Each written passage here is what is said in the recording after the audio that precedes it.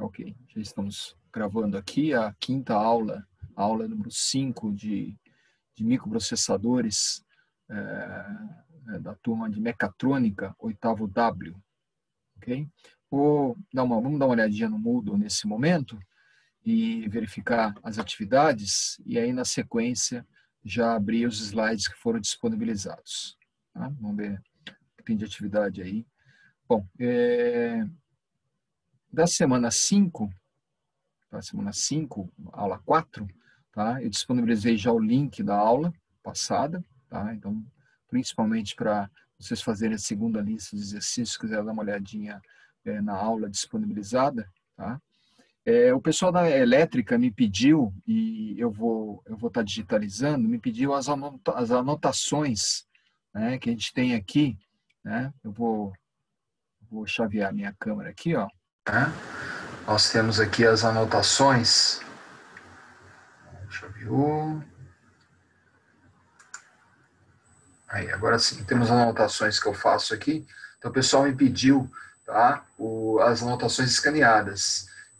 Obviamente que eu vou compartilhar com vocês também essas anotações, tá, que a gente fez na aula passada. Ok? Então, observem nos próximos dias aqui essas anotações aqui na semana 5. Voltando aqui a minha câmera. Então, eu disponibilizei o link, tá? Planilha de atividade não houve mudança, tanto que eu não repeti ela aqui. Tá? Planilha de atividade, eu estou computando as presenças, tá? Mas ela não está atualizada aqui com a presença da aula passada, acho que todo mundo estava presente. Tá? E deve ter a próxima atividade aqui, que é a entrega da segunda lista de exercício, que, se não me engano, vence no final dessa semana. Por isso que o pessoal da elétrica me pediu as anotações para se ver como base. Dá uma olhada aqui nessa entrega. Tá? Então, para o dia 25, né, sexta-feira, agora, tá? Eu vou fechar essa atividade mesmo no domingo, ok? Eu não vou corrigir ela no sábado. Sábado é um dia que normalmente eu tiro para descanso, e no domingo à tarde, mais à noite, aí eu baixo as atividades da semana, de todas as disciplinas, e atualizo e corrijo. Então, para a aula que vem, já deve ter a planilha atualizada, tá, na segunda lista de exercício. Vamos lembrar que a primeira vocês já entregaram, né? A segunda lista, e vai ter uma terceira lista, que a gente vai começar na aula de hoje, e eu vou disponibilizar na semana que vem. Vai ser uma lista de revisão, né? Tem um peso maior, se não me engano, tem 40% ou 50% de peso, se não me engano. Tem que dar uma olhada lá na planilha. Ela tem um peso maior, porque ela é uma lista de revisão. Então, vai ter nessa lista o que a gente vai estar dando na aula de hoje, da aula passada e na aula que vem. Tá? Principalmente com ênfase em projeto. Mas vamos revisar alguns tópicos também que foram dados no capítulo 1. Como se fosse uma avaliação, né, global aqui do bimestre. Tá? Não vamos chamar isso de prova, isso não é prova. Nossa avaliação tem sido continuada, né, tanto que a presença também é importante. Mas a gente deve ter, né, essa avaliação com peso, esse exercício, nessa lista de exercícios com peso maior. Tá? Vai ser individual também, vou pedir para vocês fazerem ela manuscrita, né? Porque ela vai ter bastante projeto, vai ter alguns projetos que a gente vai começar na aula de hoje, e a aula que vem vai ter bastante ênfase aí em projetos com microcontrolador. Né? Então a gente deve ter uma lista concentrada. Vou lembrar que na primeira semana de outubro, a gente deve estar fechando, tá, as notas do primeiro bimestre. Tá? Então vou estar lançando a nota A e a nota B, né?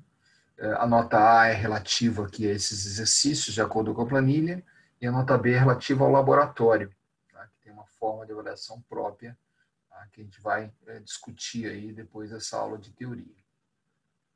Ok? Então, temos essa avaliação aqui, temos essa segunda lista de exercício. Observe aqui que tem uma resenha, né, que eu peço para vocês fazerem em cima desse vídeo, que na verdade a resenha é em cima de um arquivo. Eu vou voltar agora para o Moodle, e lá tem um artigo, né, do livro do Malvino. Essa resenha aqui, esse vídeo se refere àquele artigo, que é, na verdade, a compilação de todos os blocos lógicos operacionais de uma unidade central de processamento. Então, a gente viu bem isso na aula passada e daqui a pouco a gente vai retomar isso daí. Voltando aqui para a tela anterior, tá? Esse daqui, ó, capítulo SAP 1 Malvino. E dê uma olhada, isso daqui vai servir para vocês fazerem a resenha também juntamente com o vídeo. O vídeo tem inglês, mas está um inglês bem tranquilo. Tenho certeza que nenhum de vocês vai ter problema. Qualquer coisa, né, o pessoal que tiver com mais dificuldade na compreensão falada, né, aciona ali as legendas, tá, e vocês não vão ter dificuldade. O pessoal que tiver um pouco mais de dificuldade ali, diminui a velocidade do vídeo e vai conseguir ver. E se nada disso funcionar, né, é urgente que aqueles que estão nessa fase, nessa condição, que nesse ano ainda que vocês têm aqui na universidade, que vocês acelerem o aprendizado em inglês. É muito importante que vocês que vocês se diplomem com mínimo de proficiência em inglês. Né? O que eu chamo de mínimo de proficiência é uma boa leitura, uma boa escrita. Né? Hoje a gente tem várias ferramentas que ajudam bastante isso, não teria dificuldade, né, na leitura e na escrita, tá? Mas também um nível de compreensão da linguagem falada, né? E, obviamente, se possível, se expressando também. Quem não atingiu esse nível, e hoje a internet, hoje você tem vários cursos aí online, você não precisa ir naquela escola clássica, mais inglês, que você fica lá, né, tem que ter um endereço, né? Hoje em dia você tem professores particulares, né, estrangeiros, nativos, que dão aula de inglês e é fundamental. Tá? Quem já está trabalhando aí sabe da necessidade disso, principalmente quem trabalha em multinacional. Acho que quem trabalha em multinacional não conseguiria uma vaga se não tivesse o mínimo de proficiência. A gente vai colocando aí os vídeos, né, na língua que todo mundo fala, né, a língua mais importante hoje do mundo, que é o inglês, para vocês irem se acostumando e tendo essa percepção também de como está a proficiência de vocês. Para essa semana eu coloquei o plano de aula, né, mais burocracia, né, o coordenador ele sempre pede isso. Atualizei os slides que eu vou estar mostrando aqui, então vocês podem acompanhar por esses slides. Atualizei também a apostila. A apostila estava um pouco defasada dos slides. Slide a gente vai lá, revisa, coloca um vídeo aqui, um vídeo ali. Né? Então, dei uma atualizada na apostila também, tá? Mas ela não mudou muito, não. Tá? E eu coloquei um novo acesso, que vocês entraram aqui, né? Em função que o acesso anterior, ele estava pedindo para vocês ficarem em sala de espera. Né? Então, eu cancelei o acesso anterior e esse acesso deve ser o válido até o final do nosso curso. A gente deve estar mudando aqui, já coloquei na minha agenda, e também vocês podem colocar na agenda de vocês esse horário da aula, com esse link, que vai valer também para a aula de laboratório. Eu sempre fecho, para poder fechar a gravação, e abro de novo na sequência, para a gente iniciar uma nova gravação.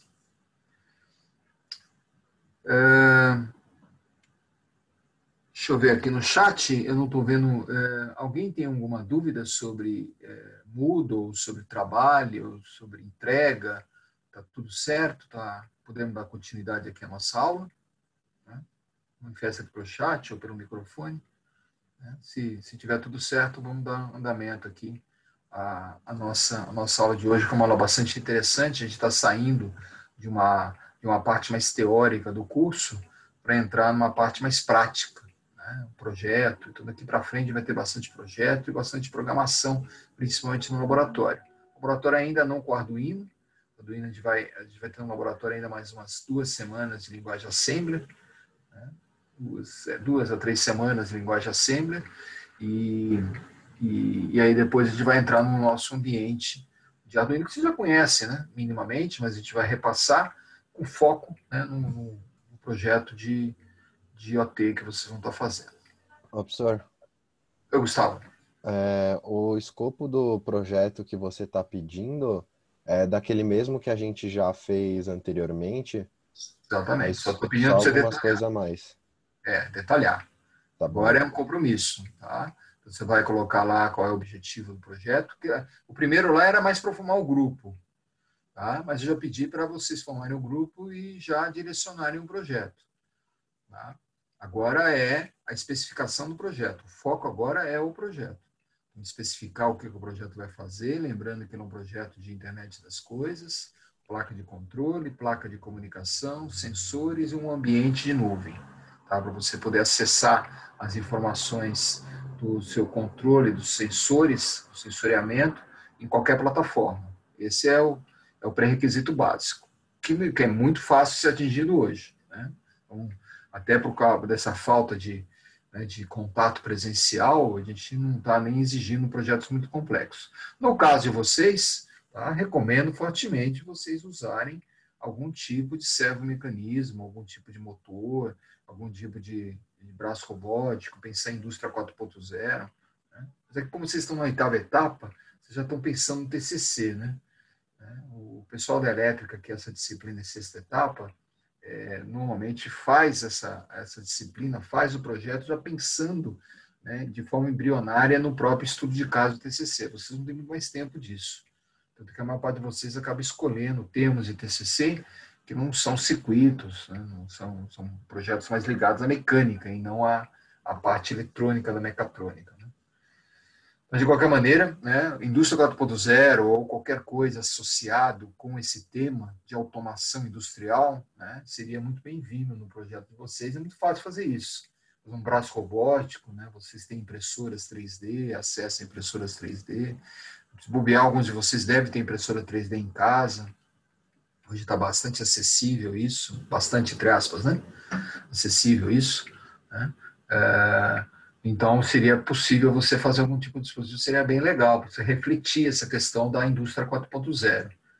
Acho que é uma reflexão fundamental para a formação de vocês, e muitos de vocês vão trabalhar, né, com esse tema, né, vão ter oportunidade de se colocar no mercado de trabalho já, né, num ambiente de automação industrial, de internet das coisas. Hoje toda indústria, né, não precisa ser multinacional não, indústria nacional.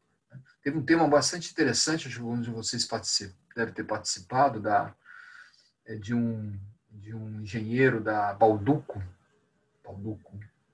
de Panetone, né, um engenheiro de Balduco, que estava falando, né, acho que foi na quinta-feira, deve ter assistido e participado, muito interessante a forma que ele colocou, um engenheiro bastante experiente, né, tinha também uma outra engenheira falando também de indústria 4.0, né?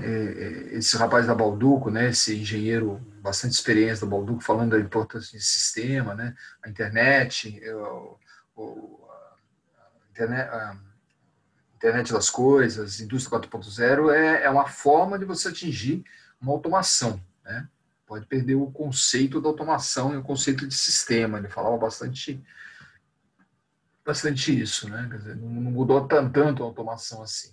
A diferença é que agora a automação hoje ela vai para uma nuvem, a automação, toda a informação ela pode ser acessada em qualquer plataforma. Essa é a diferença. Mas os sistemas, o conceito de sistemas, o conceito de engenharia, isso não mudou, né? Isso é um século que já, né, que está bem sedimentado, né? Esse engenheiro Balduco até deu um livro bastante, o nome de um livro bastante interessante, né, que não existe mais, tudo, né, falando de sistema, falando das experiências que ele teve, né, nas várias indústrias que ele teve de implantação de processos, né, de engenheiros alemães, engenheiros europeus, fazendo projetos ótimos no papel, mas quando eram montados, eles sempre tinham algum tipo de problema. Porque o engenheiro ele não olhava com um olhar sistemático e um olhar de prático do processo, né? Bem interessante aí. Eu espero que vocês tenham assistido essa palestra aí que houve na Semana de Engenharia. Muito bom. Tá? Vamos dar uma continuidade então aqui. Eu vou compartilhar a apostila novamente. Ok? Bom, estou aqui. Ô, senhor, deixa eu só falar antes de você começar. Eu tava no link antigo, então eu perdi a chamada aí. Tá bom, Gustavo, deixa eu ver se eu estou com a chamada aberta. Fácil aqui, eu já te resolvo o seu problema. Espera aí. Tá aqui. Depois eu esqueço também. Não, tá certo, tá certo. Gustavo, né? Gustavo Fossa, né? Tá Isso. vendo aí a lista, né? Ok? Uhum. Ó, tá aí tudo certinho. Valeu, obrigado. Falou. E aí a gente já, né, tem toda a presença aí. A gente está tendo uma boa presença nesse período, né, excepcional aí, né? Fica mais fácil, né, acho que todos vocês devem estar na casa de vocês, fica mais fácil de assistir a aula dessa forma, né? Quando tem que se deslocar até o Mackenzie, fica sempre mais complicado, né? Só para mim é o contrário, né? Porque como eu trabalho mais perto do Mackenzie do que na minha casa, quando eu venho para cá, pego a marginal meio enroscada, sempre, né, me atrasa um pouco, como foi, né, como tem sido aí. Mas vamos tocando o barco aí, que, né, já estamos, né, em outubro, né, e na metade dessa caminhada aí, e se Deus quiser, ano que vem as coisas vão voltar ao normal. Vamos lá? Vamos voltar aqui para a apostila, né, e dar início aqui à nossa aula. Tá? Na aula passada, nós tivemos a oportunidade de estudar, né, eu coloquei esse resumo aqui nesse primeiro slide. Né? Deixa eu ver só se o slide correto. Tá, ok.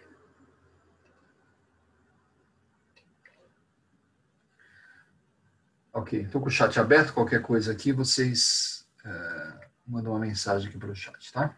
Bom, isso aqui é um resuminho do que a gente viu nas últimas 3 aulas. Né? Estamos estudando o sistema programável, né? Que é um sistema que tem uma composição de hardware e software. O software a gente está dando mais foco no laboratório. A parte de hardware é um sistema composto de unidade central de processamento, CPU, memória, volátil e não volátil, RAM e ROM, e periféricos de entrada e saída de comunicação com o meio exterior, com o usuário. Esses 3 sistemas são interligados por barramentos, divididos por tipo, barramento de dado, endereço e controle, sendo que o barramento de dado determina a capacidade do sistema e é normalmente onde fluem as instruções, os códigos de operação do sistema e o resultado de processamento, tanto o dado de entrada como o processamento de saída. Tudo circula para esse barramento de dados. Observe que ele é bidirecional, ele entra e sai dos 3 dispositivos do sistema programado. Barramento de endereço, normalmente é a CPU que controla, a unidade central de processamento que controla, vai endereçar posições de memória ou vai endereçar posições de periféricos para serem aí trabalhados. Tá? O nosso sistema ele é todo baseado em código de operação, toda a função dele é determinada por uma sequência de código de operação, que nós estamos vendo bem no laboratório. Hoje a gente vai ver uma ferramenta bem interessante, né? Pedir para vocês instalarem ela, né? Na semana passada a gente começou a trabalhar com essa ferramenta, tá? Mandei o procedimento para vocês instalarem, para vocês poderem fazer a simulação no computador de vocês, que é o cenário ideal. Claro que vocês vão poder ter a gravação, né, do meu computador fazendo a simulação da ferramenta, mas é bem diferente do que você está fazendo no seu próprio computador. Tá? Isso é essencial para a gente trabalhar com o conceito de código de operação. Tá? Código de operação que fica na memória, que é lido pelo decodificador de instruções, e uma vez decodificado, gera sinais de controle de temporização que controlam ou a unidade lógica aritmética, principalmente instruções de salto, instruções de tomada de decisão. Né? Para isso, nós temos o acumulador que guarda o resultado dessa operação, e temos o flag, tá? Com ênfase nesses 2 bits que eu coloquei aqui, ó, Z e carry. Deixa eu aumentar um pouquinho aqui a nossa figura, né, para ficar um pouco mais legível para vocês. Ó. O bit Z e o bit carry. A bit Z, lembrando que indica igualdade, porque indica 0, e o carry indica o vai 1 do sistema. Na parte de registradores, são locais, são posições de memória que nós temos dentro, literalmente, posições de RAM, né, memória de escrita e leitura, que nós temos dentro da CPU. Temos registradores genéricos, como os registradores R0, R1, R2 até R7, que a gente tem no 8051, que a gente está trabalhando no laboratório, e hoje a gente vai dar ênfase nesses registradores. 2 registradores específicos, que a gente viu bem na aula passada. O PC, que indica o endereço da instrução que está sendo executada. O PC é importante porque ele é o registrador alterado em instruções de salto, que são 2 tipos de salto que a gente tem no sistema que a gente viu na aula passada. O salto tipo jump, que não retorna, e o salto tipo call. Um call ele chama uma subrotina. Subrotina é uma estrutura de programa, né, que pode ser repetida, pode ser chamada várias vezes, e que retorna ao ponto de chamada, porque o endereço de retorno foi salvo antes dele saltar para a rotina. O jump destrói o valor do PC, por isso que ele não retorna. O call salva o valor do PC para que ele possa ser usado na instrução de retorno. Tá? Hoje a gente vai ver um programa no laboratório que vai usar a instrução call e eu vou dar ênfase, tá, no stack pointer e vou dar ênfase no PC para vocês estudarem. Então a experiência de hoje ela é fundamental para vocês entenderem todo esse fluxo aqui. Tá? Vimos 3 sistemas periféricos não, sistemas auxiliares. Tá? O reset é um sistema que inicializa, tá, o PC, coloca o PC na primeira posição de memória, buscando a primeira instrução, em 2 situações. Ou quando liga, ou quando o sistema trava. Tá? Se o sistema travar, tá, por algum motivo o processador parar de funcionar ou se perder, tá, é necessária uma reinicialização. Essa reinicialização é um reset manual que acontece no sistema, ou, como a gente viu, a inicialização pode ser automática via watchdog, via supervisório. O supervisório é um contador, tá, é um timer, que vai inicializar o sistema se ele não for inicializado pelo software. Tá? Então, toda vez que eu tenho um watchdog no sistema, tá, lá no software eu vou ter que periodicamente mandar uma instrução dizendo para o watchdog, watchdog, não precisa resetar porque eu estou vivo. Na verdade, o que essa instrução faz é limpar, é zerar o tempo do watchdog. Você vai ver bem isso lá no Arduino. Né? A gente vai ter uma experiência que a gente vai trabalhar com o watchdog. E é fundamental. Ó. Aqui eu estou colocando na tela do lado aqui. Ó. É tão importante, eu coloquei aqui, essa daqui é a tela do Atmega 328, que é da placa Uno. Essa placa aqui que vocês conhecem bem. Ó. Tá? Então, esse microcontrolador que é o Atmega 328, tá? Eu coloquei a arquitetura dele aí. Ó. Tá? Observem, tá? Que ele tem o watchdog, e junto com o watchdog ele tem o power, o reset e o burnout, tá? Que inicializa o sistema no caso de instabilidade de energia. Então isso é fundamental. Né? Nessa terceira lista de exercícios, eu vou pedir para vocês refletirem sobre todos esses tópicos. Tá? Individualmente, refletirem sobre todos esses tópicos, fazer uma boa revisão nisso, tá? Para vocês conseguirem trabalhar bem, né, com todos esses conceitos aí de inicialização. Observe que o reset ele é um capacitor e um resistor, ele também tem uma curva de carga, né, aquela curva que sobe, né, com uma forma bastante conhecida que a gente viu na aula passada. Tá? O botão aqui é para o reset manual e o RC é para o reset automático, principalmente quando a energia é ligada, né? Quando o sistema liga, automaticamente, né, ele reseta o sistema. Ele tem um tempo, esse RC determina uma curva de crescimento de carga, né, que determina o tempo, né, de reset, que normalmente é dado em número de clocks. Falando em clock, nós temos o segundo sistema, que é o sistema de temporização, que vem de um oscilador. Tá? Esse sistema de temporização pode ser um cristal ou pode ser um RC, a gente viu na aula passada. O cristal é o mais típico. Se vocês olharem nosso estudo de caso, a nossa plaquinha, vocês podem notar, tá, ó, aqui, ó, o cristal, né, do sistema. Né, um cristal de 16 MHz. Então, nós temos aí um cristal. Esse cristal ele é dividido normalmente por um fator de divisão N. Né, vocês vão fazer alguns exercícios. A gente já fez alguns exercícios na aula passada e vocês vão repetir esses exercícios na segunda lista. E também na lista de revisão. Tá? Vou pedir alguns exercícios de temporização para vocês aí. Tá? Determinando uma frequência de saída. Essa frequência de saída ela é importante, não porque ela é um pino de saída. Né? Eu estou colocando ela aqui como pino de saída porque eu estou representando um microprocessador aqui, mas o microcontrolador não tem pino de saída, né, da frequência. Na verdade, essa frequência é usada internamente. Essa frequência, na verdade, é a frequência do cristal, ou do RC, dividido por um fator. Por exemplo, no Atmega 328, a nossa plaquinha aqui, ó, esse fator é um fator 2. Ele divide esse cristal que vocês estão vendo aqui, ó, 16 MHz, tá? Ele divide, né, isso por 2. Tá? Isso determina o que a gente chama de ciclo de instrução e ciclo de máquina. Ciclo de instrução é o número de clocks necessários para um sistema é o número de clocks necessários para uma instrução ser executada, dividido em 2 ciclos de estado, M1, desculpa, ciclo de máquina, M1 e M2. M1 é o ciclo de busca da instrução, M2 é o ciclo de execução. Tá? Então, normalmente eu tenho um M1 que lê a instrução na memória, né? Então a instrução está aqui na ROM ou na RAM, é lida, esse é o ciclo M1. Nos exemplos que a gente estava dando lá, 4 períodos de clock.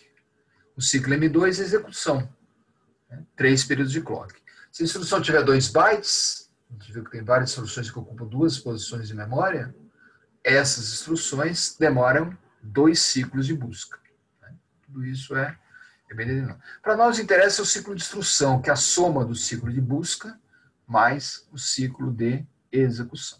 Então foi bem estudado isso na aula passada. Vocês estão aí fazendo a segunda lista de exercício, vão revisar esse conceito. Um estudo bastante simples, né? Tudo isso daqui é só uma questão de vocês terem foco, não tem dificuldade nenhuma aqui.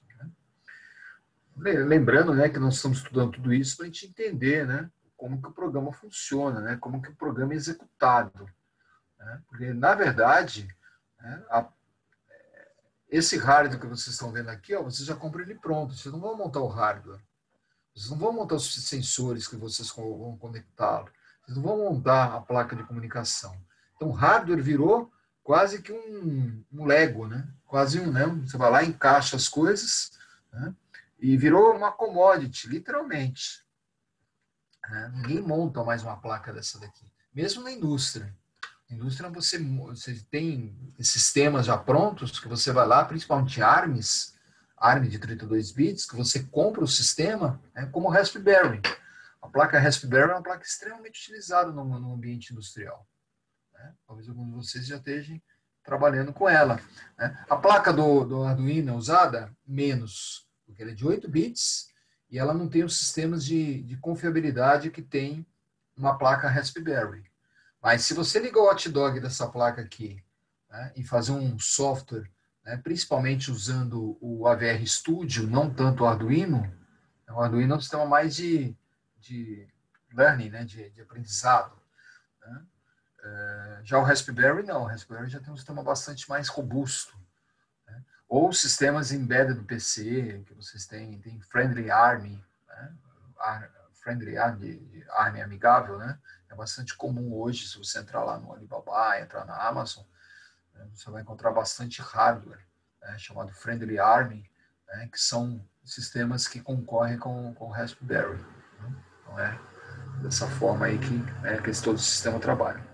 E finalizando aqui, nós temos o sistema de interrupção, é o terceiro sistema, são sinais que vêm de periféricos, periféricos, eu representei só 3 sinais, mas o Atmega, por exemplo, esse sistema aqui, ó, né, que vocês estão vendo aqui do lado, ele tem 26 interrupções, né, 26 periféricos que podem gerar paradas no programa para serem tratados e depois retornarem ao processamento normal. Né? Então, a interrupção tem esse objetivo. Tudo isso foi bem visto, ó, eu vou puxar um pouquinho na aula passada aqui, ó, a segunda lista de exercício, né, que vocês estão fazendo, o sistema de interrupção lá com as 26 interrupções aqui do lado. Deixa eu diminuir um pouquinho aqui para vocês verem o slide completo. Ó, as 26 interrupções, tá? Aqui o conceito de interrupção, tá? Aqui o sistema de interrupção, ó, sistema de interrupção baseado, tá, num cristal, conceito de hotdog, né, de reset, olha lá, um cálculo típico de sistema de reset aqui, né, com a curva, observe a curva de carga de capacitor que a gente viu na aula passada. Né. Ok? Então, a gente viu isso daí, né, a parte do oscilador aqui, aqui você tem o circuito, né, no Atmega, e os 2 ciclos, ciclo de instrução e ciclo de máquina, bem resumido. Então, a apostila está mais explicado, e se vocês pegarem livros, como o livro do Arduino, deixa eu pegar o livro aqui, que está aqui jogado, não é bagunça aqui, né? Pegarem livros mais antigos, como esse daqui, ó, vão ver isso bem detalhado, né? Aliás, tudo isso é estudado em sistemas digitais, né? Em circuitos digitais. Né? Não é tanto... É uma coisa mais do nosso pré-requisito aqui. Porque a gente está juntando todo esse pré-requisito, formando, né, uma unidade central de processamento, né, que eu resumi aqui nessa figura inicial. Ok? Bom, não estou vendo nenhuma manifestação aqui no chat, estou entendendo então que está tudo normal, né? Isso que eu fiz aqui foi simplesmente uma ligação com os conceitos. Vamos dar uma evoluída nisso agora, fazendo um estudo de caso. Vamos agora estudar um microprocessador, um CPU real. Tá? CPUs de 8 bits não existem mais. Tá? Os sistemas de 8 bits hoje só existem microcontroladores. E até digo mais, que o único microcontrolador de 8 bits hoje relevante no mercado é a da placa do Arduino. É o AVR. Tá? O AVR, que é fabricado pela Timel, foi comprado pela Microchip. A gente vai ver aqui até, né, hoje a divisão de market share que a gente tem nesses fabricantes. A Microchip estrategicamente comprou a Timel e dominou o mercado de 8 bits, que é basicamente o mercado hoje de educacional. Podem notar que a placa do Arduino, apesar que um ou outro projeto industrial utiliza, mas isso daqui é um processo de aprendizado. Né? Podem notar. Né? O ambiente Arduino ele é tão simples de ser operado, né? Que mesmo profissionais que não são profissionais, que conhecem hardware, né, que é o nosso caso, vocês mecatrônicos ou os engenheiros elétricos, nós conhecemos bem o hardware, porque a gente faz a ligação do elétron, do transistor, do circuito integrado, dos circuitos combinacionais sequenciais, da unidade central de processamento, da memória periférica. A gente junta tudo isso formando o nosso hardware de controle. Pode ser um hardware de 8 bits, ou pode ser um hardware de 16 bits, de 32 bits. Como esse daqui, ó, né? Uma placa Raspberry que está aqui dentro, tá? Aqui dentro tem uma placa Raspberry de 8 bits, né? Que vocês conhecem bem aí da internet. Né? Talvez algum de vocês esteja até trabalhando com Raspberry. Né? Nenhum dos projetos aí teve a ousadia, né, de trabalhar com Raspberry. Eu também não pedi para trabalhar esse semestre, se a gente tivesse presencial, incentivaria vocês a trabalhar com o Raspberry, que ele é bem interessante. Né? No finalzinho do curso a gente vai dar uma arranhada nele aí. Tá? Ou vocês já vão estar totalmente preparados, né, para assistirem aí cursos extracurriculares. Né? Um dos cursos que eu sugiro é Microgênios. Deixa eu colocar aqui no chat. Chat. Tá?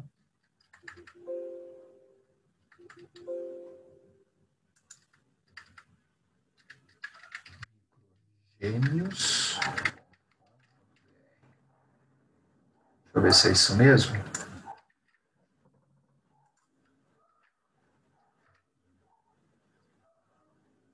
Não, não é. Eu errei alguma coisa aqui. Só estou pegando aqui no Google.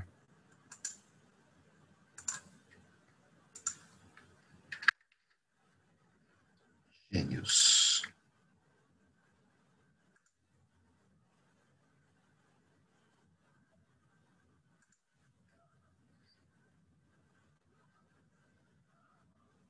Errei ali. Gênios.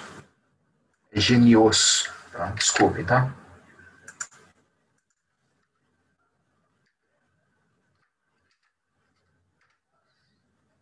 Ok? Por exemplo.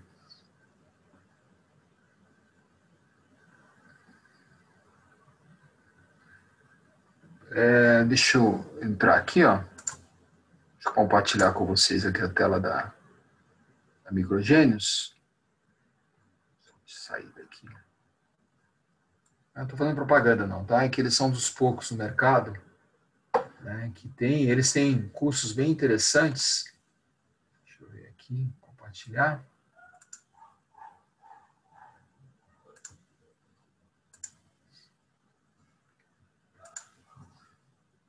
Vocês estão vendo aí a tela? Tá. Então, ó, Microgênios, tá? Tem vários aqui, ó, cursos de internet das coisas. Né? Eles têm um plano de assinatura, né, que você faz uma assinatura anual, com acesso aí a material, né, que você não vai conseguir dá tempo de estudar, né? E tem várias coisas do Raspberry, né? Deixa eu ver aqui, ó. Aqui, ó. Curso online, introdução ao Raspberry Pi, com a linguagem de programação, tá? RTOS, aqui o Raspberry, aqui, ó. Curso online do Raspberry, essa plaquinha, né? Então, é um curso que eu recomendo, o pessoal que gosta de hardware, né? E qualquer um de vocês aqui, depois desse primeiro capítulo e depois dessa primeira parte do curso, vão ter capacidade, né, não vão ter dificuldade nenhuma aqui, curso da OVR, então eles têm bastante curso aqui, né? Vocês vão gostar bastante, o pessoal que gosta do estado da arte, gosta aí da máquina. Tá? Então, recomendo aí, gosto muito deles aqui. Tá? Se me disserem aí que são alunos do Mackenzie, ainda ganham um chorinho lá, né? Fala com o pessoal lá que eu indiquei, né? Que vocês vão com certeza ter um tratamento especial lá com eles. Tá? Ok? Então, são dicas aí. Tá? Eu falo bastante deles porque eles são uma das poucas empresas de treinamento. Tá? Não tem muitas empresas de treinamento dessa área no Brasil. Até porque pouca gente trabalha com isso. É uma demanda que tem, mas quem trabalha normalmente tem as suas startups, né? Ou isso já vem pronto das multinacionais, né? Quem trabalha em multinacionais grandes, na área automobilística, na área industrial, né? Tudo isso aqui já vem pronto lá de fora, né? Então, cabe às startups nacionais desenvolverem soluções que nós temos demanda aqui no Brasil, né? Então, fica essa dica aí. Vou voltar aqui para o nosso... Bom, então fica aí essa revisão. Tá? Bom, nessa parte de estudo de caso, tá? Gostaria de fazer um estudo de caso com vocês aqui de um microcontrolador de 8 bits, tá? Um 8085. Que essa figura aqui representa bem o 8085, vocês vão notar. Tá? Porque o 8085 ele é um clássico, ele é um ícone. Porque o 8085 foi uma primeira CPU a servir como base de um computador pessoal. Um computador totalmente arcaico comparado com as máquinas que vocês estão me vendo nesse momento, né? A gente está falando aí de coisas de 30, 35 anos atrás, né? Década de 70, né? No Brasil, década de 80, né? Onde nós tivemos computadores muito rudimentares, como o TK-85. Né? Não sei se algum de vocês já viu um sistema como esse. Ativar o chat aqui para saber se algum de vocês tem alguma... Né? O TK-85, né? Observe que ele era um computador bastante rústico, básico, né? Mas tinha todos os elementos do computador, ó, teclado, a tela dele aqui, ó, né? A tela de LCD, né? De 4K, né? Entre aspas. Era uma TV, né? Adaptada, né? Que servia como monitor, né? E ele entrava literalmente no sinal de rádio, ele entrava na sinal de TV mesmo, né? No lugar da antena. Né? Olha esse gravador cassete aqui, não era para trocar música nem para gravar. Aqui, né, ficava o hard disk do sistema, hard disk entre aspas, né? Todo o programa ficava em fita cassete. Né? Essa fita cassete que alguns de vocês talvez conheçam, às vezes que vocês já são da geração do CD, já são da geração do Spotify, né? Não deve nem saber o que é uma fita cassete, né? Muito menos um disco de vinil. Né? Mas essa era a tecnologia que existia 20, 30 anos atrás. Eu tive um TK-85, né? Hoje me arrependo de ter jogado ele fora, né? Fiquei com toda a raiva dele, de todo o programa que eu perdi, né? Mas ele é um ícone hoje em dia, né? É igual um calhambeque, né? E é bem interessante. Talvez algum de vocês aí, se alguém é filho de engenheiro, filho de engenheira aí, talvez tenha, né, um sistema ainda desse em casa, né? A gente até brincava que ele vinha com uma vela junto, né? Porque tinha que ter um kit fé, né? Quando você ia salvar alguma coisa, você tinha que rezar bastante para a coisa dar certo. O Apple II já evoluiu isso. Bom, o TK-85 ele era baseado no 8085, né, que é a CPU que a gente vai usar agora aqui como exemplo. Né? Uma CPU concorrente era o Z80. O Z80 já equipou alguns computadores pessoais aqui do Brasil, né, como esse daqui, ó, que a Embratel utilizava. Esse daqui é um computador nacional. Usavam os 80 dentro dele. Né? Algumas empresas nacionais, no início da década de 80, no Brasil, com a reserva de mercado, né, faziam ele. E esse daqui é o ícone, é um clássico, né, do Steve Jobs, né? Quem conhece bem a história de Steve Jobs, né? Algum de vocês recomenda a bibliografia dele, o filme, ele tem um filme no Netflix, né? Então é bem legal aí falando da vida dele, né? E principalmente na visão que ele teve aqui do computador pessoal, o Apple II. É bem legal aí a forma que ele desenvolveu juntamente com o sócio dele, que era o técnico. O Steve Jobs era o cara do marketing, né? Era o cara da visão, ele era o visionário, né? Ele antevia o que as pessoas precisavam. E realmente está fazendo bastante falta, né? A Apple continua sendo uma empresa bastante inovadora, né? Ele implementou um DNA bastante inovador na Apple, tanto que a Apple continua sendo uma das maiores empresas do mundo aí, mesmo depois de 50 anos, né? Que ela começou lá em meados da década de 70. Né? 45 anos que ela já tem aí de vida. Hoje tem a sede ali em Cupertino, né? Você já deve ter visto lá vídeos da sede em Cupertino, ali no Vale do Silício, né? Parece um disco voador, né? A sede deles. Dê uma olhada no YouTube aí, né? A sede da Apple em Cupertino. Né? Ali tem um vídeo muito legal que mostra ela sendo construída de forma acelerada. Depois tem um drone sobrevoando. É bem legal. Né? E tudo começou com esse Apple II aqui, ó, que usava um 6502.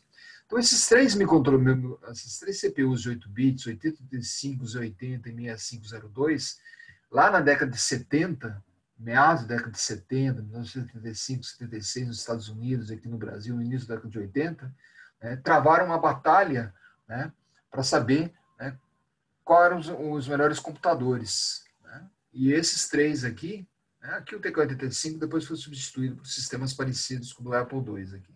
E o Apple foi o sistema, né, mais relevante da época. Né? Tanto que depois do Apple teve o Macintosh, né, que já de 32 bits. Né? Alguns de vocês talvez se lembrem do Macintosh. Né? Aí na internet tem bastante história dele. Foi o primeiro computador realmente de uso profissional. O pessoal de publicidade usava o Macintosh. O pessoal de tratamento gráfico, né? Porque realmente era um computador de outro nível, né? Muito próximo dos computadores de hoje. Aí. O Steve Jobs não teve, né, um sistema realmente muito bom aí. A Apple sempre teve essa estratégia de fechar o sistema deles, né? Tanto que até hoje o celular deles, o iPhone, só eles fabricam, né? Não existe nada compatível com o iPhone, eles não liberam, né? Nada, né? Diferente do Android, né? O Google preferiu fazer um sistema aberto que todo mundo usa, né? Então a Samsung usa, a LG usa, a Nokia usa, né? Grandes fabricantes hoje de celulares utilizam o sistema Android e do outro lado você tem o Apple. Desde aquela época, né, com o Apple II já era assim. Né? Esse Apple II aqui não podia, ele era totalmente fechado. Né? O Brasil tentou copiá-lo, né, com uma empresa chamada Nitron, né, no início da década de 80, foi processada pela Apple porque tinha patente disso daqui.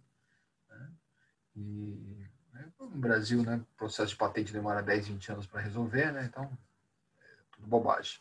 Né? No Brasil. Né? Só que a Apple, né, até hoje tem uma reserva com o Brasil, né? Hoje nem não mais, né? Hoje qualquer lançamento que é feito da Apple, praticamente, né, para o pessoal que tem acesso a comprar as coisas, compra internacional, né, viagem, essas coisas, tem acesso na hora, e mesmo aqui nas lojas da Apple no Brasil, no máximo 6 meses depois, você já tem aí o iPhone 11, sei lá qual é o iPhone que está aí, né, de última geração, acho que é o 11.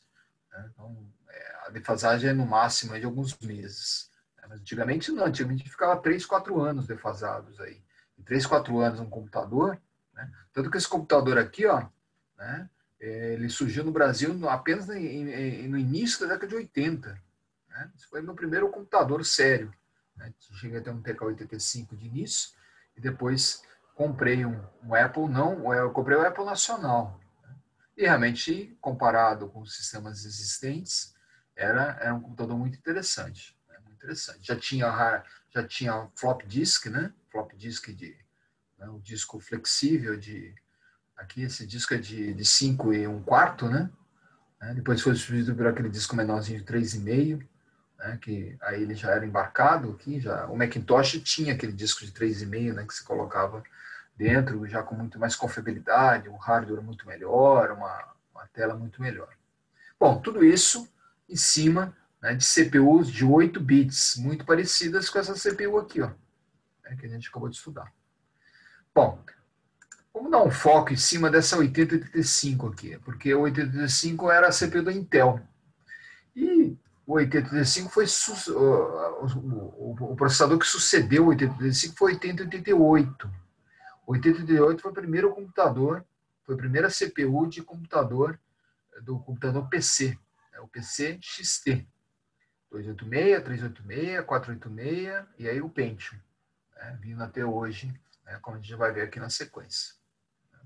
Então eu vou focar em cima do 8085, mas poderia falar dos 80 perfeitamente, né, que é um exemplo dos 80 que a gente está aqui, e o meu 6502, que era um processador um pouco menos poderoso, mas ele foi estratégico, ele foi muito importante na história da tecnologia, porque ele equipou o Apple II. Esse computador aqui que vocês podem, né, ter mais detalhes, né, do desenvolvimento dele na biografia do Steve Jobs. Ele explica bem, né, como ele, junto com o Wozniak, né, Wozniak, alguma coisa parecida com isso, era o sócio dele, que era o cara técnico, né, era o gênio ali da tecnologia.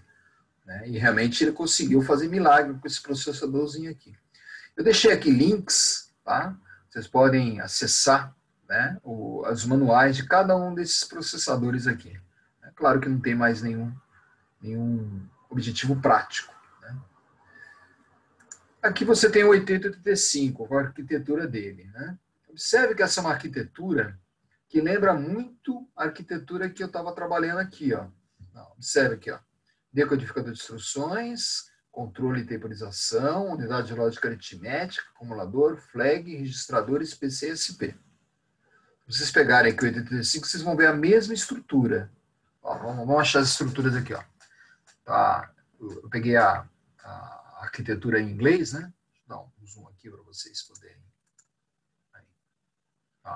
Ó, decodificador de instruções. Então, a instrução é recebida por esse registrador aqui. Tá? Esse decodificador, tá, controla os sinais de controle e temporização, que tem os diversos sinais de controle que a gente já vai ver. Tá? Esses sinais de controle controlam a unidade de lógica aritmética, que por sua vez tem um acumulador que recebe o resultado, e tem o flag, né, que sinaliza. São os dois registradores que a gente destacou, porque são os dois registradores que aparece instrução.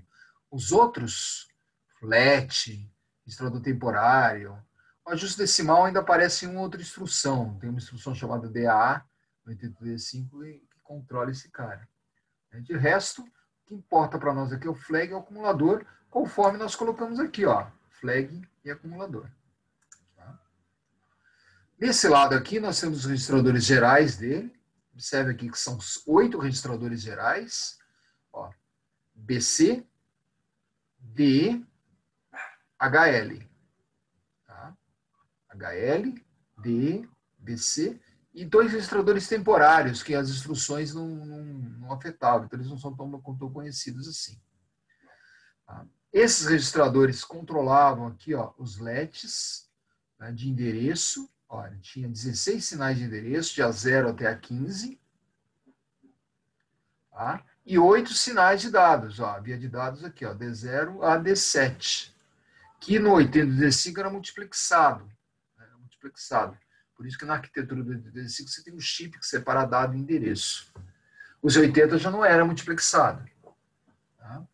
Então aqui você tem a estrutura que é muito parecida com o que a gente acabou de colocar. Ela só está mais detalhada porque ela aparece aqui os barramentos, tanto de dado, ó, 8 bits, como endereço. E aqui você tem os sinais de controle. Tá?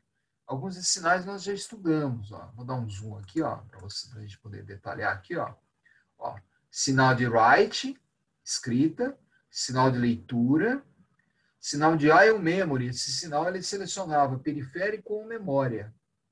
Né? Se a gente pegar aqui, ó, esse projeto aqui, ó, periférico ou memória, esse sinal de I/O memory, né, fazer essa seleção. S1 e S2 são 2 sinais de status, tá? A gente não vai trabalhar. O ALI era para separar dado e endereço que vinha desse endereçamento aqui, ó, porque ele misturava, ele era multiplexado. É um sinal que dizia, ó, nesse barramento tem dado, ou nesse barramento tem endereço. Aqui tem o sistema de controle de interrupção, são 5 interrupções, trap, restart e int, e tem uma confirmação da instrução int. SID-SOD era um barramento serial dele, entrada serial de dados, saída serial de dados. Hold e Holdra eram sistemas que permitiam que um outro processador, tá, desabilitasse o 8085, tá, assumindo o barramento dele. Então, um microprocessador mestre poderia, né, colocar um sinal de hold e deixaria o 8085 em estado de espera. O RED também é um sinal de sincronismo. X1, X2 é a entrada de cristal, clock de saída, metade, né, da frequência do cristal. Reset out e reset in. Né? Reset in é a entrada do resistor e capacitor, aquela chavinha, ativa em nível baixo. E o reset out é para ativar os periféricos. 16 sinais de endereço, 8 sinais de dados, sendo que o sinal de dado e o nibble menos significativo no endereço eram multiplexados. Então, aqui tem, né, uma explicação rápida sobre cada um desses. Importante, né, a gente saber isso, não que a gente vai fazer projeto com ele, tá? Mas essa estrutura hoje está dentro do microcontrolador de 8 bits. O 8085 herdou essa arquitetura aqui. Bom, aqui tem uma explicação rápida. Tem bons livros, tá? O pessoal que quiser estudar um pouco arqueologia, entre aspas, tecnológica, né? Tem bons livros do 8085 que vocês encontram na biblioteca, encontram em sebos, né? Procurando stand virtual, tem bons livros aí. Em inglês tem bastante coisa ainda atual. Né? O pessoal estuda aqui nas universidades, né? Nos cursos introdutórios. Né? Porque não dá para pegar um ARM, por exemplo, 32 bits e tentar estudar a parte básica dele. Você continua trabalhando. Tanto que o 8085 até hoje é estudado. Como vocês aí da mecânica, né, montam, né, os conceitos de carro num Baja. Né? O Baja é um carro conceitual, né, onde você estuda todos os elementos de um carro, né, em um modelo reduzido. Né? O nosso 8085 aqui seria o nosso Baja.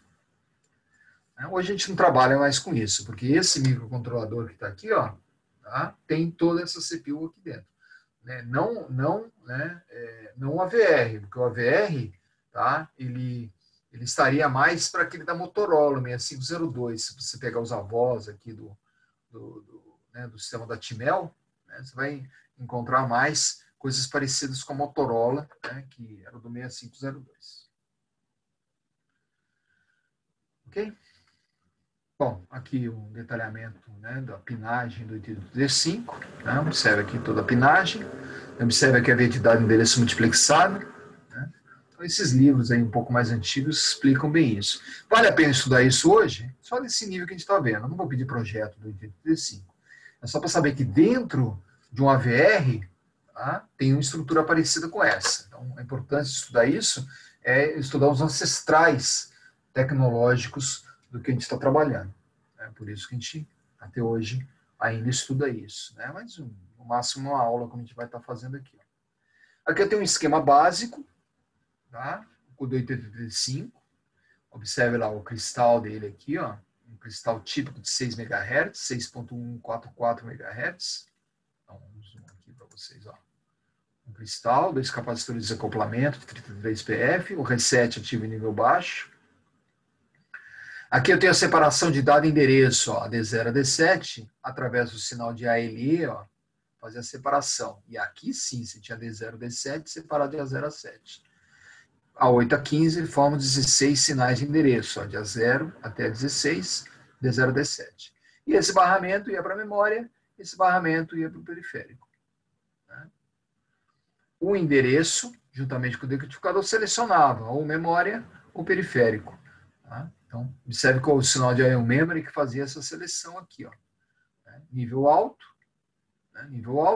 selecionava a memória. Nível baixo, selecionava o periférico. Ou vice-versa. Depende aqui da lógica do decodificador. Então, isso aqui é um resumo bem... Né? E esse daqui é nossa placa Uno. Né? Nossa placa Uno de 30 anos atrás. Né?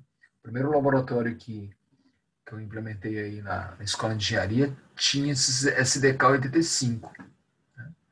Então era a nossa placa Uno de 30 anos atrás. Não, uma placa totalmente arcaica. Né? Tanto que o código era digitado, imagina se digitar código de operação aqui. Né? Então, é claro que isso daqui está longe de ser uma IoT, né? Mas a arquitetura é parecida. Né? A arquitetura é parecida. Hoje você tem sistemas, né, já prontos que facilitam muito, principalmente em termos de biblioteca, de você ter uma placa de comunicação, de ter uma leitura, um sistema de sensoriamento. Mas essa era a placa nossa na época, ó, 8085 era um desses daqui.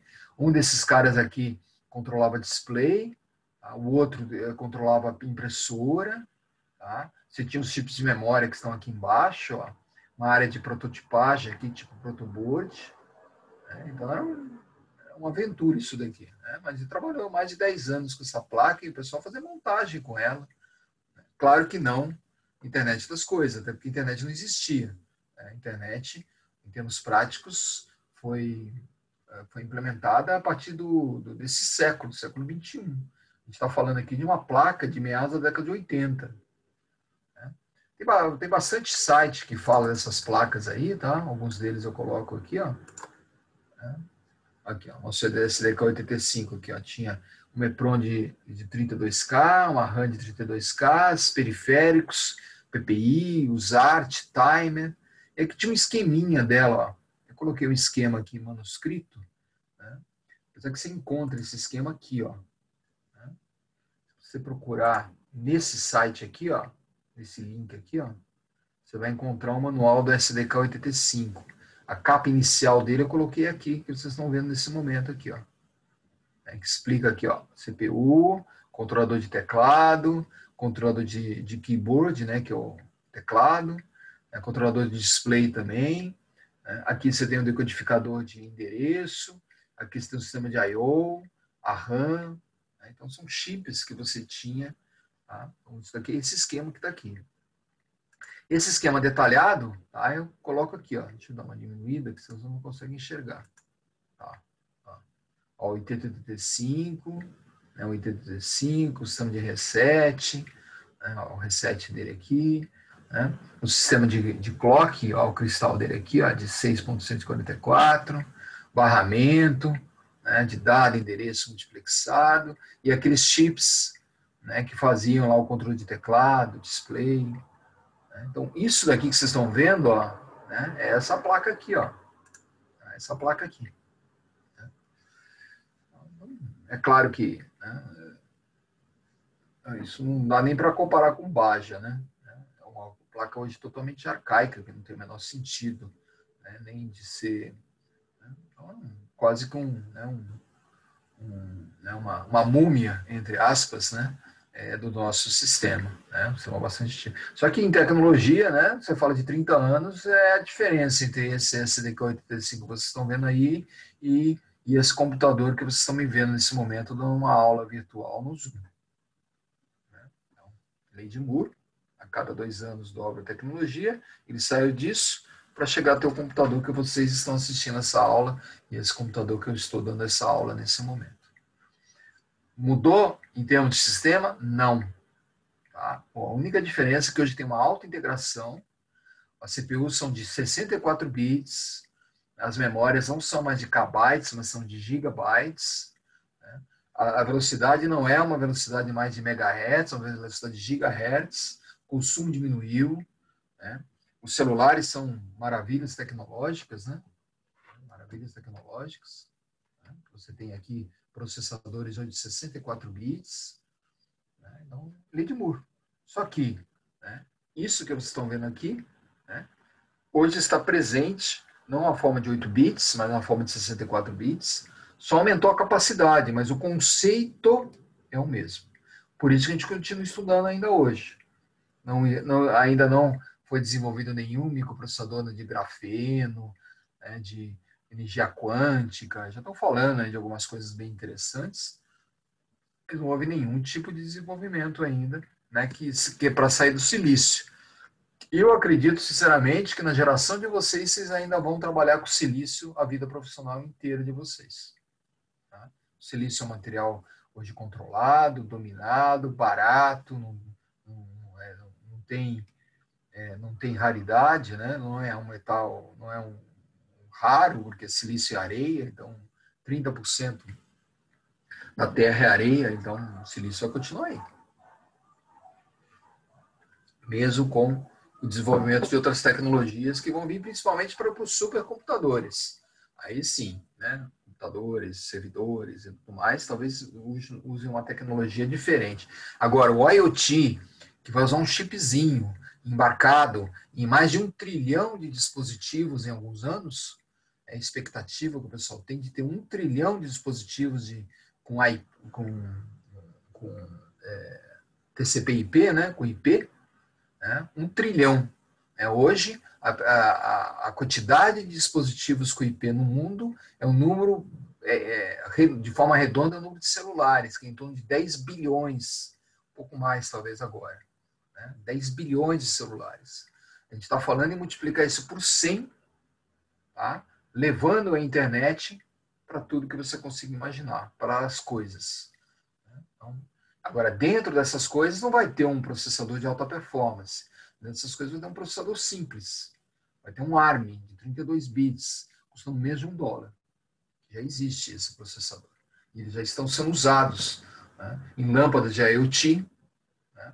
Um dia eu estava lá na Leroy Merlin, lá, estava procurando uma broca, de repente, né, tinha uma exposição ali, uma banca lá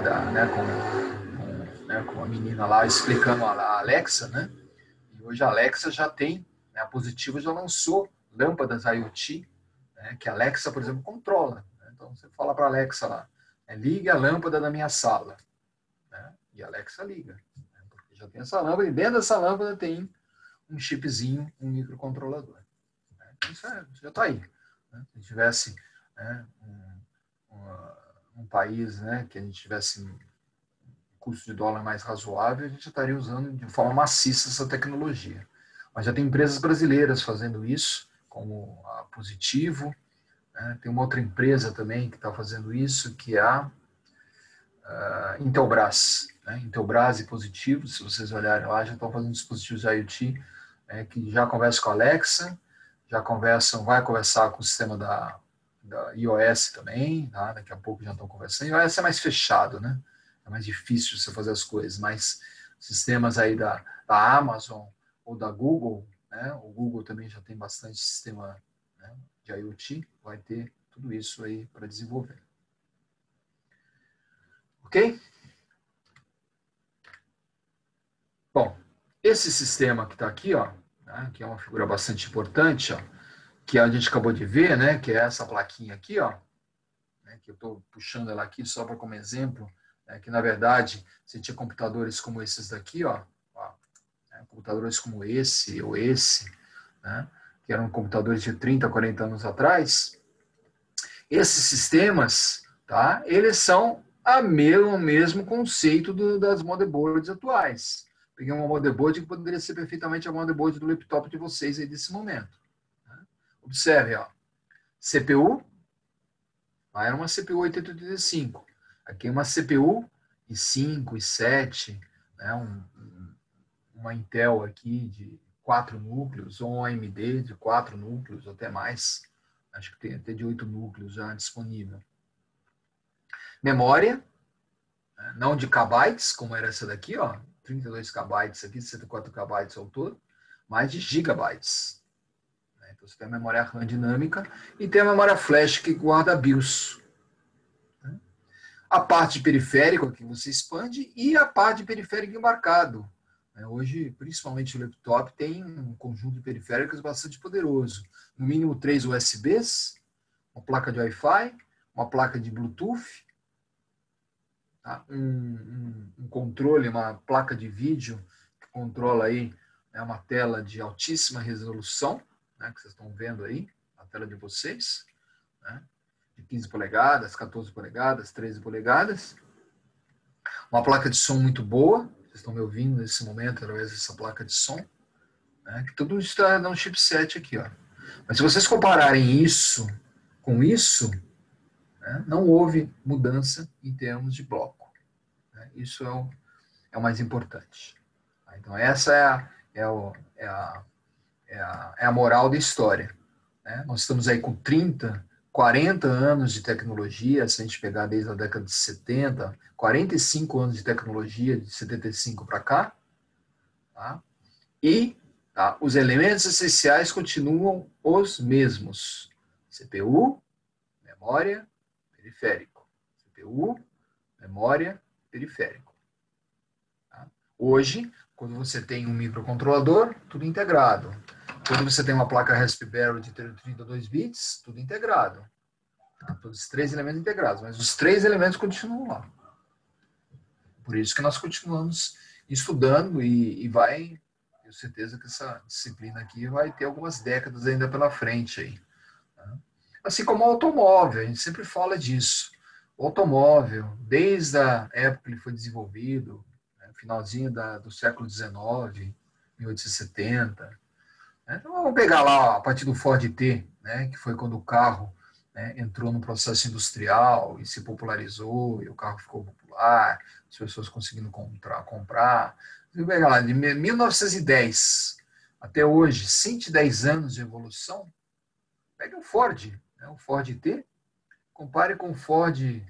Qual é o topo da linha do Ford aí? O Fiesta. O Fiesta é carro básico, né? Ou pega como é que chama o carro da Ford? O Ford Fusion.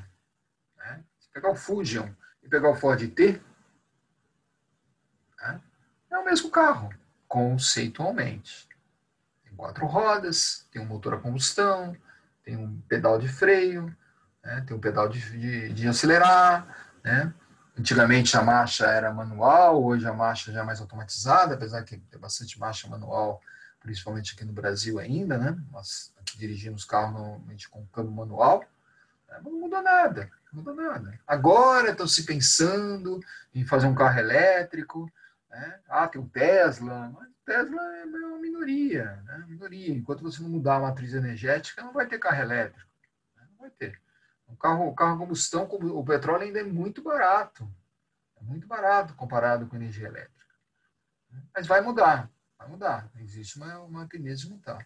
O carro autônomo vai ter o drone que vai te levar para onde você quiser. Ok, vai demorar décadas. Ainda mais no Brasil.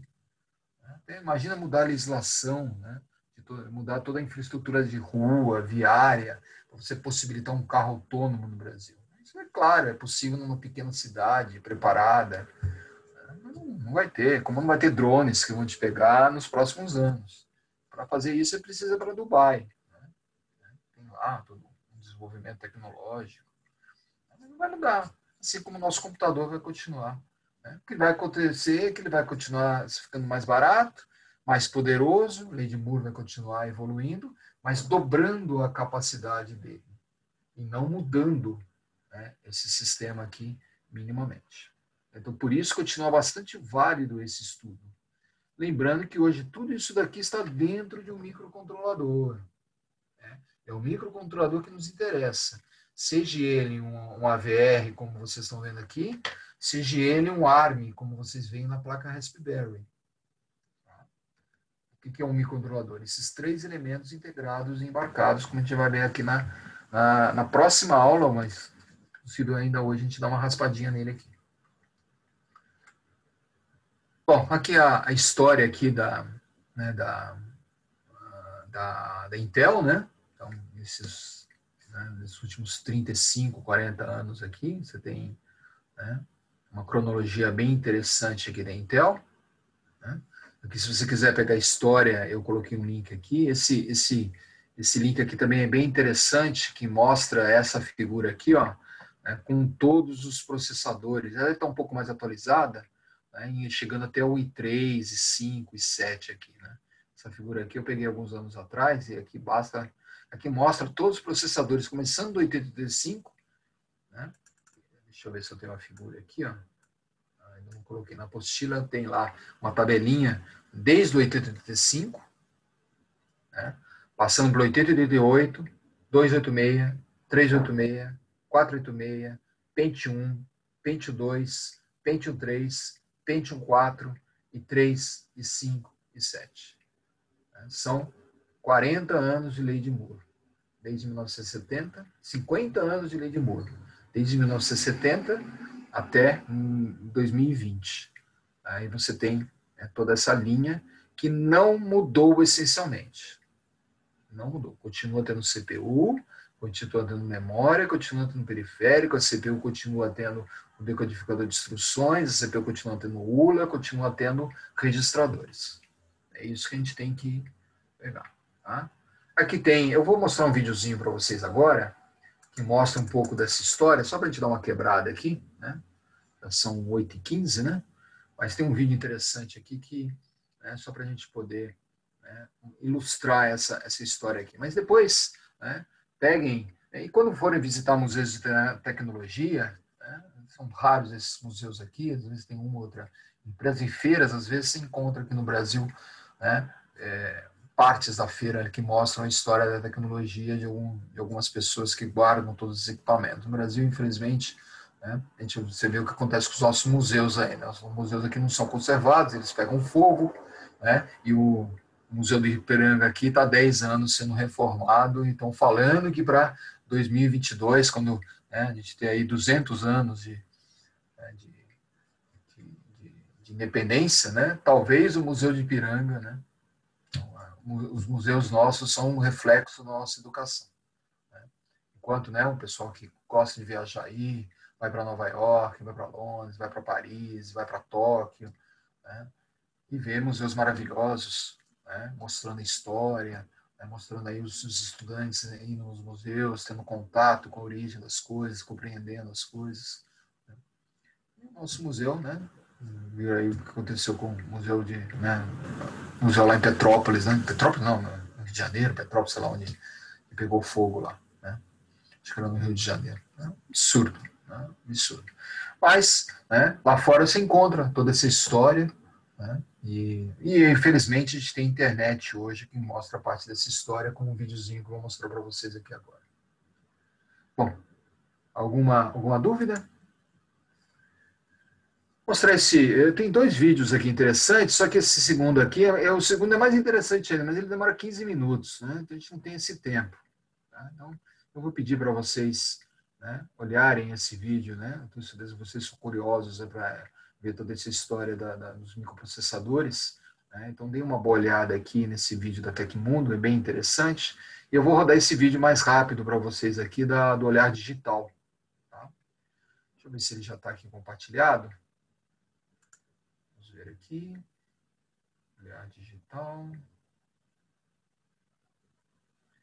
Deveria estar aqui. Deixa eu ver se ele está aqui. Não. Deixa eu colocar ele aqui do lado. Só um segundinho, já compartilho com vocês. Só pegar aqui o link dele.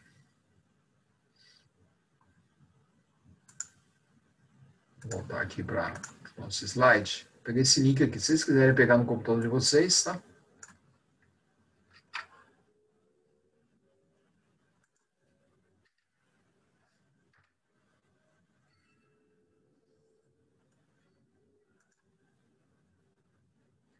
É um link de 3 minutos e meio. Ele é bem rapidinho. Puxei ele aqui para a minha tela principal. Vamos ver se eu consigo dividir com vocês aqui agora. Tá aqui. Deixa eu ver se vocês estão vendo ele direitinho. Tá aí, né? Ok? Se quiserem aqui dar uma olhadinha, tá? No coisa, podem ver aqui, ó.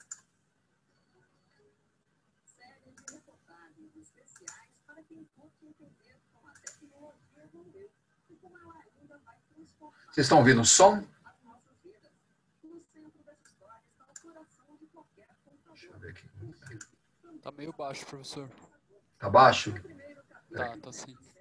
Mas vocês estão ouvindo pelo menos o som, né? Sim, sim. Tá, só deixa eu aumentar o som, então. Vou ver aqui. Eu começo ele de novo aqui, tá? Deixa eu...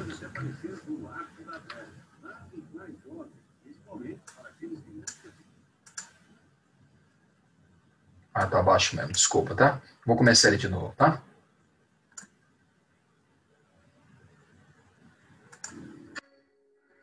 Melhor? Série de reportagens especiais para quem curte entender como a tecnologia evoluiu e como ela ainda vai transformar em muito. Depois vocês podem pegar o link também. No centro dessa história está o coração de qualquer computador, o chip, também chamado de processador. No primeiro capítulo dessa série, um dos momentos mais importantes da história dos processadores.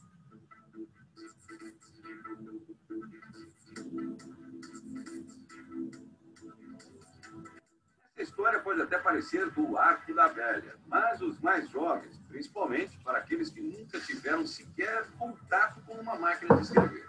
O genial equipamento criado em 1873 começou a ser definitivamente substituído pelos computadores no final do século XX, mais precisamente no final dos anos 80.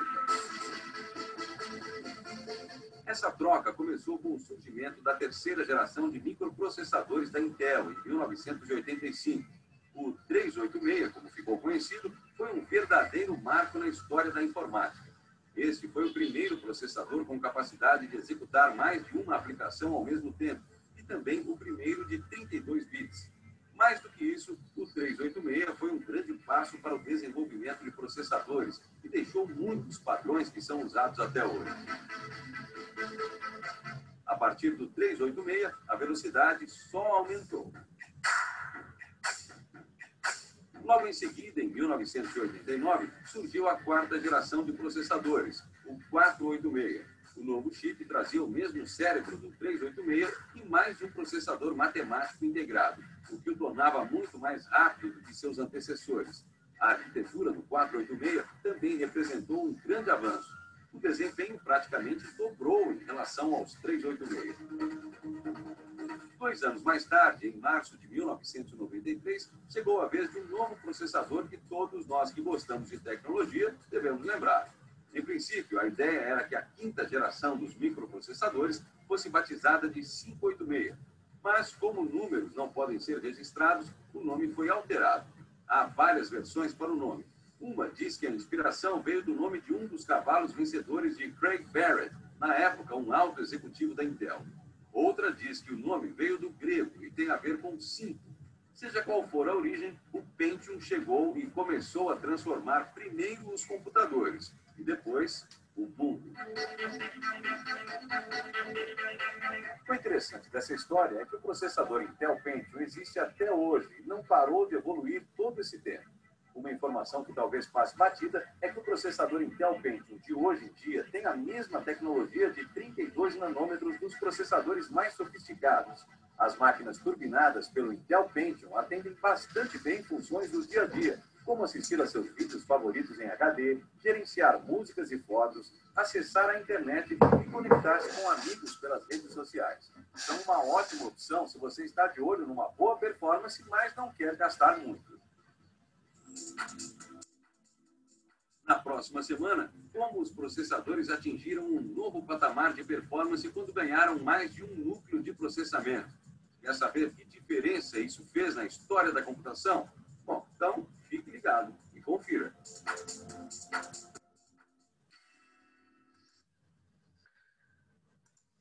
É isso daí. Vamos voltar aqui para a nossa...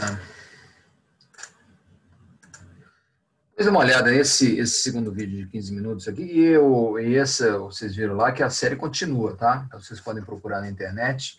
Agora, principalmente em inglês, né? Vocês vão encontrar muitos vídeos muito legais aí, que mostram toda essa história, mostram detalhes. Né? Então, eu acho que isso é bastante importante para a gente entender como a gente chegou até aqui. Né? E entender que, na verdade, não mudou tanta coisa assim. A tecnologia evoluiu bastante, a lei de Moore continua sendo válida, mas, essencialmente, os blocos são os mesmos. Tá? Então, aqui, nesse vídeo da Tecmundo, mostra aí toda, né, um pouco essa série aqui, ó, né, que vocês estão vendo aqui, dessa indo, né, do 4004, né, viram lá o chipzinho 4004, que é esse daqui, ó, né, até chegar ao atual i5 e 7, né? Eu acho que isso daqui não está atualizado ainda totalmente, mas E nesse site aqui da Intel, vocês encontram manuais, vocês encontram história, né? Tem detalhes aí completos. Lembrando que a AMD, que é concorrente, tem uma história parecida, né? Mas, obviamente, com uma market share bem menor de mercado. Ok. Vamos lá. Então, aqui tem os processadores que a gente estava vendo, né? Resumindo aqui o fato. Então, o importante é esse estudo de caso do 8285, né? E lembrar ou saber que o 8285, para os processadores de 64 bits atuais, tá? Houve uma enorme evolução por causa da lei de Moore. Você saiu de alguma coisa, né, de um processador que tinha 10, 20 mil transistores para alguma coisa superior a 100 milhões de transistores, né? Tecnologias que eram de não nanômetros. Vocês viram lá que o processador atual usa transistores de 32 nanômetros, né? Componentes 32 nanômetros, quer dizer, uma coisa minúscula, né? Lembrando que o espaçamento de átomos de silício é alguma coisa em torno de 1 a 2 nanômetros. Então, você tem tecnologias muito próximas do tamanho atômico, tamanho molecular da matéria, que é o limite. Por isso que hoje não consegue se colocar tanto transistor no mesmo espaço. Tanto que o pessoal faz o quê? Dobra o número de núcleos, né? Vai construindo processadores com mais de um núcleo para poder fazer multiprocessamento. E não aumentar a densidade. A densidade já não é mais possível ser aumentada com a tecnologia do silício. Por isso que estão se pesquisando outras tecnologias, né, como o grafeno, por exemplo, que no Mackenzie, né, a gente tem bastante né, acesso ali. Bom, para encerrar esse capítulo, tá? Opa. Acabei me atrapalhando aqui, peraí.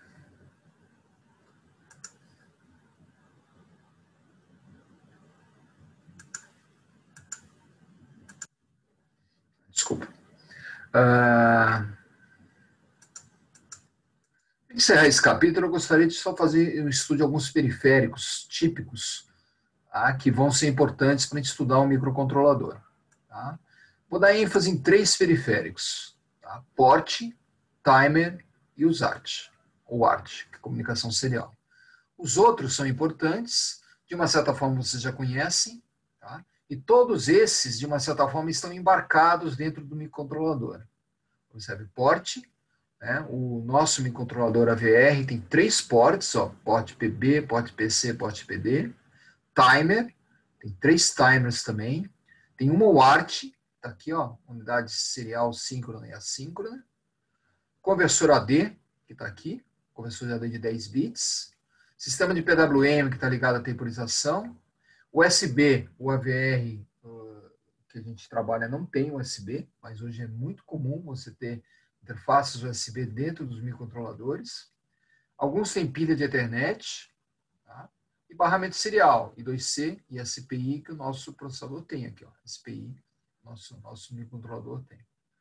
Então, eu vou passar rapidinho, principalmente pelos 3 primeiros, para introduzir já o próximo estudo que a gente vai fazer na próxima aula, que é estudar o microcontrolador em si. A gente vai fechar esse capítulo estudando alguns periféricos essenciais e dar continuidade depois estudando o microcontrolador como um todo. Bom, port, né, que é o primeiro aqui. Ó. Port, timer, UART, vamos dar foco agora. O que é um port? Port é um LET. Né? Port é uma saída, uma entrada digital. Tá? Digital significa que tem 2 estados. 0, ground, né, terra, tá? E 1, que é o VCC. 3 volts, 5 volts, dependendo do valor do VCC. Então, o port nada mais é do que uma porta de entrada e saída, a maior parte deles são bidirecionais, tá, que trabalham com apenas 2 estados, 0 e 1. Uma saída controla ligar e desligar coisas. 1 você liga, 0 você desliga. Entrada significa você ler dispositivos digitais, como chaves. Então, aqui, ó, tem um exemplo, tá? Um exemplo, né, de um porte de entrada que uma chave colocada para a terra está sendo lida. Tá? E aqui você tem um exemplo de uma saída. É uma saída que está acionando um transistor que liga e desliga um relé. Tá? Mas poderia ser um LED, por exemplo. Aqui nesse esquema de baixo, deixa eu dar um detalhe um pouco maior aqui, ó. Nesse esquema de baixo, você vê aqui, ó, nesse bloco aqui, ó. Estou dando destaque aqui, deixa eu dar um zoom um pouco maior aqui, que dá para ver melhor. Ó. Aqui você vê, ó, 3 LEDs ligados em 4 ports. Aqui, esse aqui é um ATmega. Tá? É um ATmega, né, com 8051. Né? Ó, 4 LEDs ligados em 3 ports, é o porte P20, P21, P22 e P23. Se o porte estiver em nível alto, o LED liga. VCC. Pode ver VCC, o LED liga. Se tiver terra, desliga. Eu tenho instruções que ligam ports, tem instruções que desligam ports. A instrução típica que liga um port é a instrução seta bit. A instrução que desliga um port é a instrução clear. Lá no laboratório a gente vai ver essas instruções. A mesma coisa com o relé, ó. Mesma coisa. Se eu colocar nível baixo aqui, eu desligo o relé. Se eu colocar nível alto aqui, eu ligo o relé. O porte não é mais que um LED, ó, tanto que eu faço a comparação aqui, ó, com o 74245, que vocês estudaram. Ó. São 8 entradas, ou 8... Na verdade, que não é uma palavra uma entrada, porque aqui é bidirecional. Então, você tem 8 do lado A e 8 do lado B. Então, se o dado for saída, ele vai de A para B. Se o dado for entrada, ele vai de B para A. Você pode configurar, o porte pode ser configurado individualmente. Tá? E aqui você tem os diversos exemplos, né, do nosso porte. Eu vou ligar aqui a minha câmera, tá? Só para mostrar aqui, ó, dentro de uma estrutura do ATmega, né, como liga um LED, por exemplo. Ó. Vou pegar aqui, ó, vou colocar aqui um ATmega. Um ATmega 328. Um ATmega 328.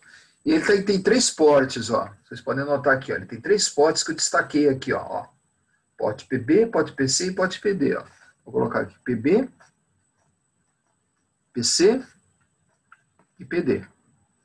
Tá? Ele tem 8 ports no porte PB, 7 no PC e 8 no PD. A gente vai ver isso na semana que vem. Ele tem 23 ports. Eu vou pegar o PB0, ó, vou pegar o PB0, que é o primeiro bit do porte, e vou ligar um LED. Resistor. Vou ligar um LED e vai para a terra. Ó. Um LED. Resistor de 1K aqui. Tá? Se eu colocar nível alto aqui, ó, ele liga o LED. Se eu colocar nível baixo, ele desliga o LED. Lembrando que o nível alto é VCC. Então, se eu colocar VCC aqui, ó, o diodo ele vai ficar diretamente polarizado e ele liga. Né? É um LED, ele liga, né, quando está diretamente polarizado. Então, observa que eu tenho vários ports, poderia ligar vários LEDs. Vocês estão vendo aqui, ó, vários LEDs sendo ligados aqui no porte. Vou pegar aqui no porte PD, poderia ser no PB também, poderia ser no PC. Vou pegar no porte PD, PD0, e vou ligar uma chave. Ó, vou ligar uma chave. Uma chave para VCC, 5 volts. Então, quando eu apertar essa chave, vem um aqui. Quando a chave está aberta, 0. Até porque normalmente eu tenho um resistor de pull down aqui, ó. Resistor de pull down que garante o nível baixo. Então, chave on, aberta, chave ligada, 1. Off, 0. Então, esse é o conceito típico do porte aí, ó. Dá para ver bem, ó. Alguns microcontroladores têm um resistor, esse resistor que eu representei aqui, ó, de pull down, para colocar nível baixo, eles estão dentro do microcontrolador. Então, você não precisa colocar, como esse caso aqui, ó, que eu representei aqui. Então, porte é para você ligar e desligar coisas em 2 estados. É a principal característica de qualquer microcontrolador. Tanto que a gente tem 23 portes aqui, conforme a gente acabou de comentar. Tá? Aqui, ó. Aqui eu estou colocando, tá? Deixa eu diminuir um pouquinho aqui. Ó. Esse é o ATmega 328, ó. ATmega 328. É parecido com esse esquema que eu fiz aqui, né, na minha câmera. Ó. 4 LEDs, ó, 4 LEDs, ligados em PD0, PD1, PD2 e PD3. Uma chave, o resistor de pull-down está interno, ligado em PD4, PD5, PD6 e PD7, mais 3 chaves. Observe que a chave fechada é terra, é 0. Chave aberta é 1. Então, o resistor de pull-up nesse caso. Observe que eu tenho vários outros ports aqui. Ó. A gente vai começar na aula que vem já a fazer alguns projetos, tá, em cima disso. Ó. E aqui eu estou pedindo para fazer um exercício, ó, que eu de uma certa forma fiz aqui. Ó. Fiz esse exercício com um LED e uma chave. Tá? Estou pedindo para você fazer um exercício com 3 LEDs, 3 chaves, um relé e um buzzer. Vou ligar um buzzer aqui. Ó. Vou pegar o PD2, vou ligar um buzzer. O que é um buzzer? Um buzzer é um alto-falante. Normalmente é um alto-falante, tá? Que se você colocar 5 volts nele, né, você pode ligar ele direto. Tem um pino que é aterrado, vai para a terra, né? Buzzer. Se você colocar 5 volts aqui, ou 1, você liga o buzzer. Né?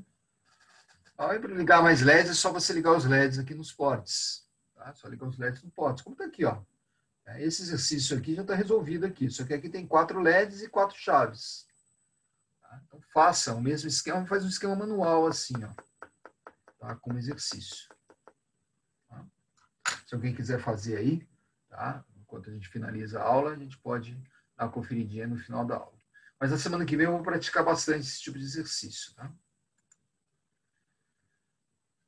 Já fiz aqui o exercício. Tinha esquecido o que eu tinha feito aqui. Ó, os 3 LEDs, as 3 chaves, o buzzer e o relé. Deixa eu diminuir um pouquinho aqui. Ó. Aí, ó, exercício feito aí, ó. Aqui eu uso um transistor BC327, que vai para um relé. Aqui tem um PD6, que vai para um buzzer. E aqui eu tenho PB3, PB4, PB5, que estão nas 3 chaves. PB0, PB1, PB2, que estão nos 3 LEDs. Tá?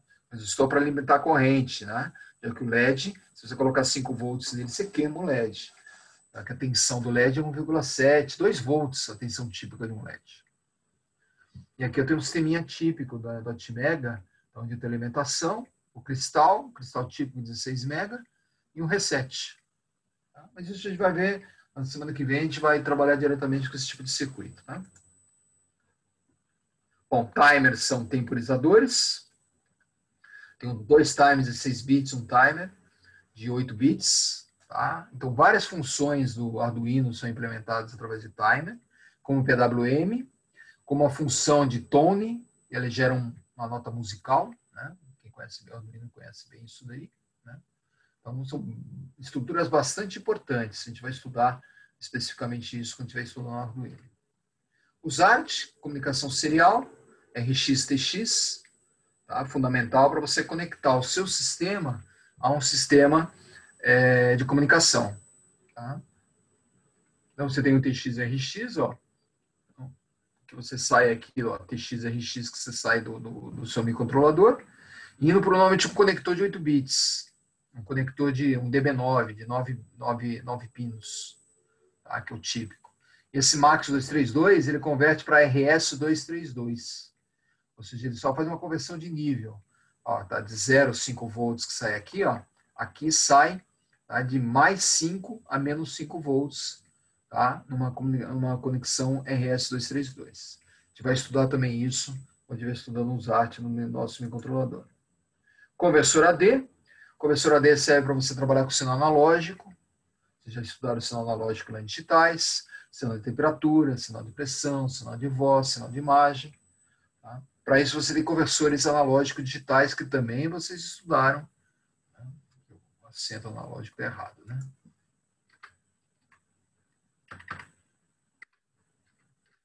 Analógico digital, né? E o processo de conversão, normalmente, ele é dado pelo número de bits. Tá? Então, se você tem um conversor de 10 bits, significa que você tem 1024, de 0 a 1023 valores, né, de né, de um valor mínimo até um valor máximo. O nosso microcontrolador tem 6 canais de AD. Né? Na verdade, são canais indo para um mesmo conversor, ligado no porte PC. Tá?